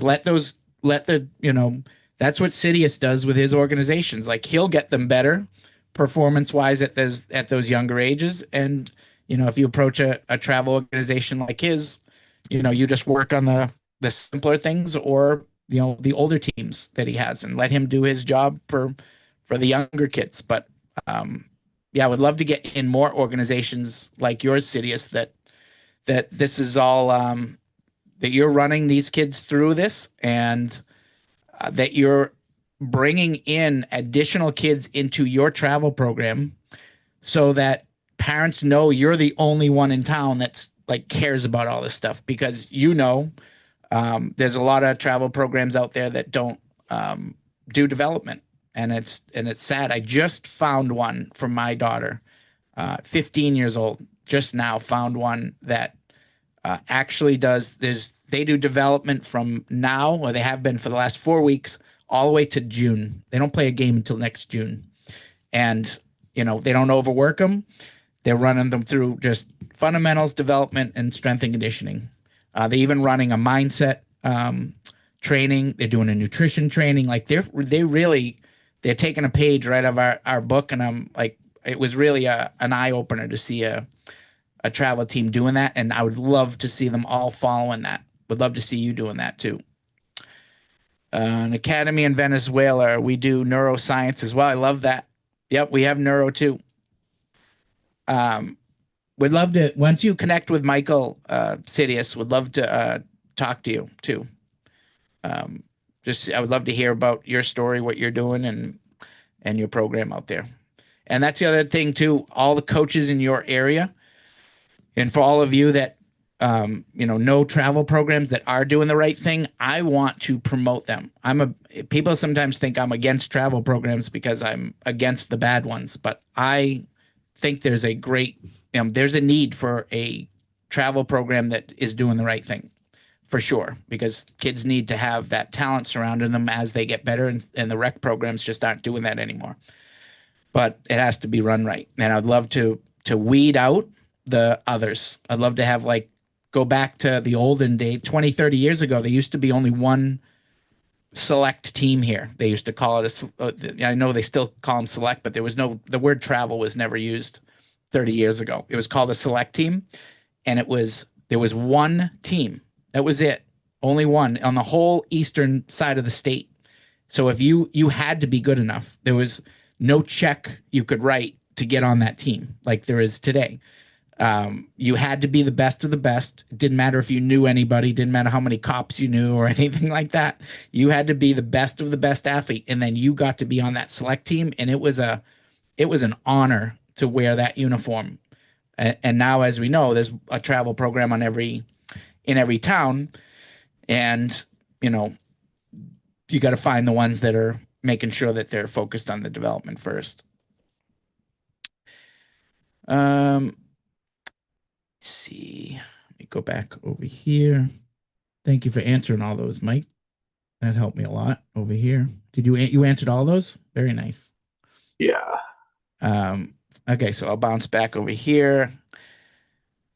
How soon would we be able to get started if we were to onboard tonight? So you won't onboard tonight. You will have to go through. Let me put the link in here. Actually, I don't think I put it in this. So here's the link to do the background. You do have to it does take 24 to 36 hours to do the background. So just kind of warning everybody there. There is a 24, 36 hours for that. And then you'll get a link as soon as you're approved to come on board and do your onboarding. You'll meet on a Zoom.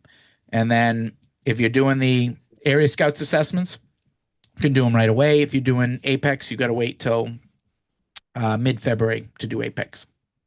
Just because we don't get those assignments till mid-February. We're not doing that on purpose to make you suffer or anything. But December 1st, you get the training. So you'll have 2 months to go through all the assessments.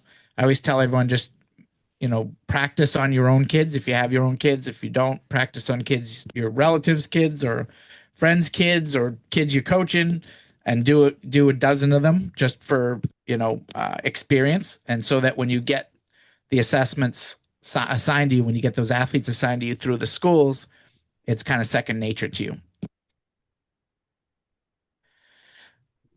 You mentioned only being able to do 10 kids at one time. What if more kids sign up for one event?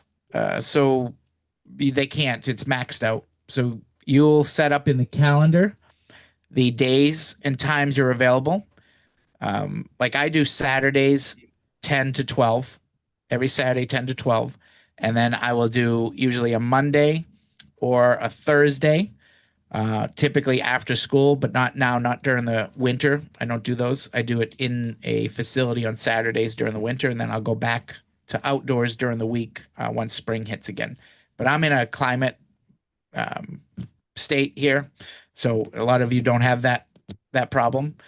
It's actually kind of nice for me because it gives me a little more of a break because I'm going nonstop from spring all the way through just 2 weeks ago. So it's a nice little break for me.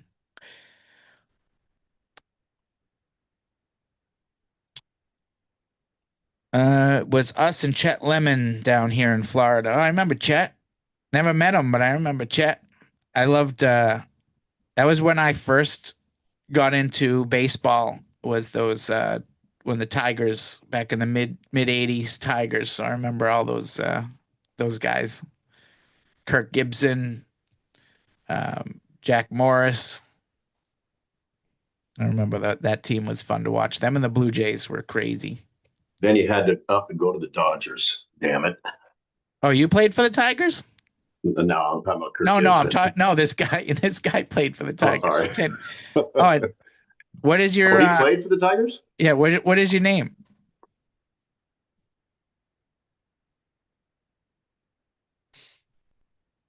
Brian Dubose. I remember that name. I remember that name. Very cool. So you played with Chet. Were those the years you played?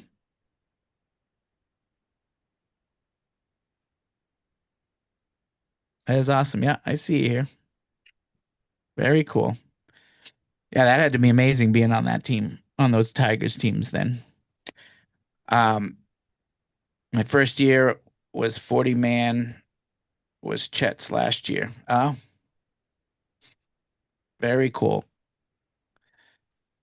So yeah, and you all heard too, like with Jarvis, anyone that wants, and Brian, you have that advantage already, being able to be out there on the field with someone that played at the highest level. I know that doesn't always mean that they're the best coaches, but it does add an element that the parents love to see that those individuals that did reach the highest level, if they're not the greatest coaches themselves, they know that they wouldn't be around you if they didn't believe in what you were doing. So it does add an element of authority and credibility when you are teamed up with some of those people. And that is another kind of side thing that I'm working on with individuals like Jarvis and other networks I have to make sure that you have that support locally, because everyone has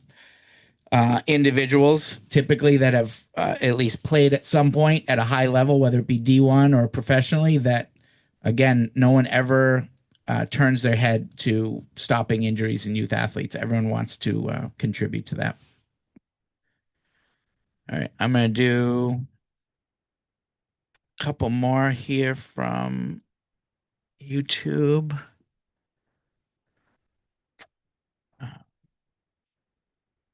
So this was asked the other day. Can I do this with someone else?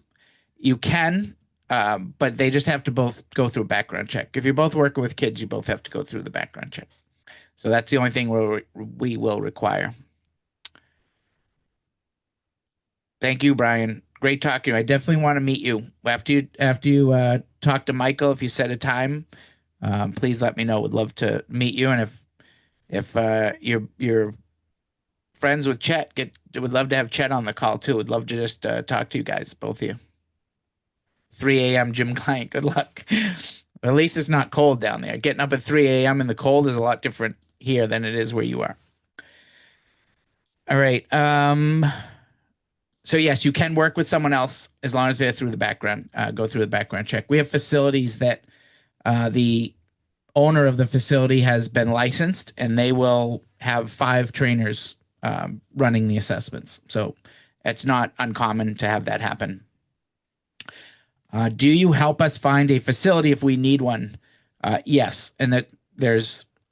I've never had a situation other than one that was a guy up in northern Wisconsin, like up very at the top of Wisconsin in the middle of nowhere, didn't have a facility near him. And I thought there was no way possible, but he was right. There was no facilities near him. He was out in the middle of the sticks, and he wanted to do this so badly, but the next closest facility was like an hour away, and we just chose to. I told him it's just not worth it for you to be driving back and forth an hour. I said, either one day you build a facility, or someone comes close there with a facility, then we can talk again. But that's pretty rare that that'll happen. And the other thing that happens when you kind of travel this path with us, I'm going to tell you a couple things.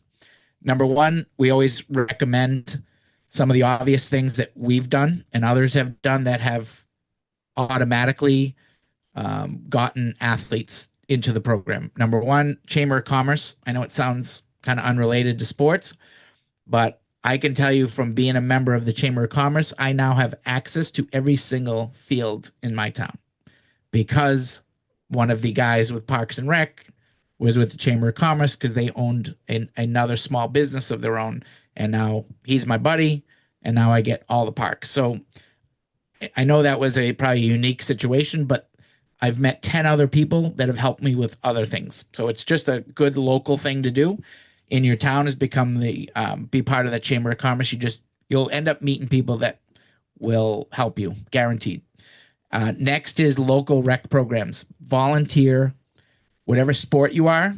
If they have it, if they don't have it, volunteer for another sport, because all those kids are typically playing multiple sports anyways.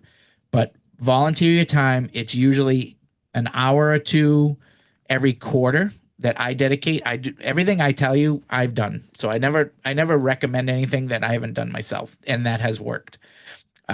So Parks and Rec, Rec League for softball and baseball, I think we have 700 kids. So I always know, and I'm around parents and athletes in the number of 700 every single season, and multiple sports, and you get to know everybody. So can't stress enough how big those two things are, is making sure you're part of those. And lastly, all you have to do is find the list of facilities that are around you. And this doesn't mean just a facility for your sport. I use an indoor soccer field here for movement assessments. You can make it work for various different things depending on your sport. We have a lead trainer named Max that's great at this too, like how to set up different camps at different places, whether they be facilities or indoor fields or whatever it may be.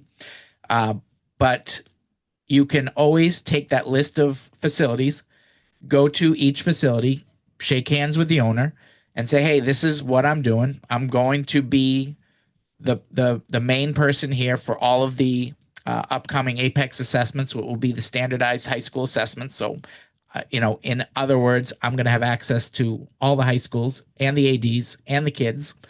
And I'm on the board. You see how this is all connecting here.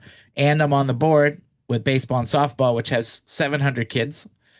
And I'm on the Chamber of Commerce. And I know a lot of local business owners who many of them have kids. And I'm looking for one facility to work at to do my assessments. Do you think we can work something out? And only once did I have that not work for me, and it was because of me. The owner was someone I didn't want to work with. He had a horrible attitude, and I kind of let him know it. I didn't mean to. It just kind of radiates out of me sometimes when I meet those people. And he said, I'm all set. I don't want to do anything. But when you say to 6 facilities, hey, I'm going to choose one of the 6, and this is what I'm doing, and they automatically have a picture that you are now connected to like 1,500 kids, they're not saying no to you. They're when do you need it? In a lot of cases, working out a deal with you. And again, help them when they help you. If they have in my case, if they have a pitching coach in that facility for softball, and you're not a pitching coach, give them that business. Say, hey, this is what I'm doing. I got a ton of girls that are coming through the softball program that want to know how to pitch. I'm just going to refer them all to you if you work something out with me here. So it really is all who you know and who you talk to, but you have to make the steps to know some of these people sometimes. with A.P.E.X, some of the high schools will let you do those assessments that are being assigned you on their grounds, but I don't want to promise that because it's not promised at every high school. Even mine that I have all these relationships at, I can't do them where I am during the spring. And this is someone I've known now for years. They're not allowing me to do them there because they don't have the space. They don't have the fields through all the spring sports. They're using all the indoor spots and all the outdoor fields during the spring because of the weather. And there's just no spots for me there. So I just use my facility, and I only have to use that for typically March, April is usually the only time I need that facility. I'm outdoors the rest of the time. And then now as I said, I just do the one facility day on Saturdays. So it's really easy to maneuver that. Don't ever let that facility thing worry you unless you just simply don't have a facility there. All right, I'm going to do one more question. I need to end this by 10. Yes. I don't know if this link gets pushed down or what, but I'm just going to put it in there again.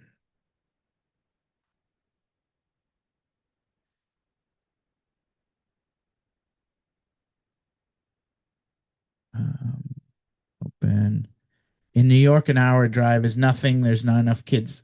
Was there not enough kids in the? Yeah, no, John. It was when I tell you he was in the sticks. He was in the sticks. So yeah, it wasn't worth it. Like I always I give people I tell people that there's a postal code in North Dakota or South Dakota that's got like 4 people or 7 people in it. Like that's a real thing. He gave me kind of an idea of what his area looked like, and his town was incredibly small. It just it didn't make sense. It definitely helps to have population and your sport be popular. I always tell everyone you don't want to go into Alabama and do ice hockey. It's probably going to be a tough pull there. Even though people probably said that about South Florida 30 years ago. Now look at it. Exactly. Two Stanley Cups in a row. Exactly. Yeah. All right.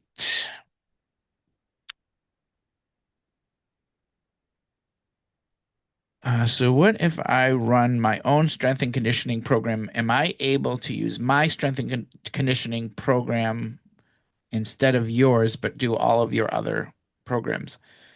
So this is always like the strength and conditioning one's always I always attribute everything in sports and fundamentals and mechanics to as long as the variable is not going to hurt the kid. Like our movement assessment is our movement assessment. That's the one assessment we do not alter and change and let people come in and kind of manipulate that just because of how long we've worked on it and the proven results from it. But we're not naive to the fact that you could go work with 10 different strength and conditioning coaches, and if they are knowledgeable and know what they're doing, they could give you 10 different programs that all get similar results, and it could be 10 different complete. It's same with hitting. Like we've worked with kids that go against some of the fundamentals that we teach of hitting, but the kids are crushing it to the fence. It's not going to hurt them. So what are we like? We're not going to sit there and tell a kid to start over when they're having success. Like some of the things you let them be if they're not going to hurt anyone. So there is some athlete preferred method. It's called an APM. That's actually in our platform. So when you get an athlete, I don't talk about this enough. When you get an athlete that is doing that scores low on an assessment that's related to fundamentals, we give them a low score, but we see that it's working for them. We don't assign it as a low number or a failed number. We click the option that's tagged APM, athlete preferred method. So it's not what we would teach. We don't want to score them high or low on it because it's not what is in our assessment as far as what the right answer is, but it's working for them. It's not going to affect them from a health standpoint. So we give them an APM, which kind of just negates that objective in the benchmark, if that makes sense. And that doesn't apply to everything, but it does apply to those different fundamentals that, you know, and I'll say the same thing. We probably got a bunch of different hitting coaches on here. We're not going to tell you that your style of a hitting coach is wrong if it's working for your kids. If it's wrong and it's not working for your kids, you're going to learn it pretty quick on your own through the platform because they're just not going to get better. But we're not going to tell you that. The numbers will tell you that. So yeah, so that we understand that there's different ways to every kid learns different, you know, so there are different ways for everything. All right, I'm going to find one more good one and then end on that note.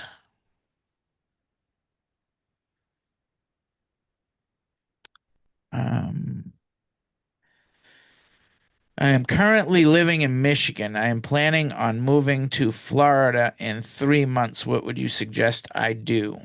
What it really depends on what you want to do. Depending on, so if it's APEX, you're kind of in a weird 3 months. So it's November, December, January, February. I think I spoke to him. Oh yeah, yeah. Who is that? What's his name? This is Logan. Maybe not. Same situation though. Florida to was just going to be down there for like another month, but no, he's going Michigan to Florida. Florida to, okay. He's going north to south. Okay. So yeah, Logan, if you're going north to south, I would say if you're going to do the A.P.E.X assessments or area scouts, you can go ahead and learn all those assessments now. What we would do is just you tell us where you're going to, and we'll assign you those postal codes prior to getting there if they're open. And then by the time you get there, you'll be ready to go. But you'll just have to, you know, wait 90 days until you do an assessment. So his situation, though, could he reserve those postal codes right now, even though he's not going to do anything for 3 months? Yeah, you can reserve. That would be an option. Yeah, you can reserve them now. You would just have to wait, you know, until you got there, because you're not going to want to start working with kids there and then all of a sudden tell them, hey, I'm leaving. That wouldn't be good. So, but listen, if you're already situated there and you have another coach that's been coaching with you and you want to talk to them about this, bring them on, let them stay there, and you could start doing it with him now. And then when you move to Florida, you can grab that area too. Well, that's a great idea. Then you wouldn't be the Lane Kiffin of area scouts. Yeah, exactly. And the kids can start just work with your friend moving forward. All right, well, thank you, everybody. Appreciate you all being on here tonight. And as always, I loved the interview with Jarvis. He's always a hoot. And appreciate you all being on here tonight. Sorry the breakout room didn't work. Sounded like a great idea when we thought of it and tested it. I don't know what happened. Hey, Sony, I didn't even see your name in there. Sorry, you just popped up. Michael, you need to meet Sony. Hi, Sony. I just saw.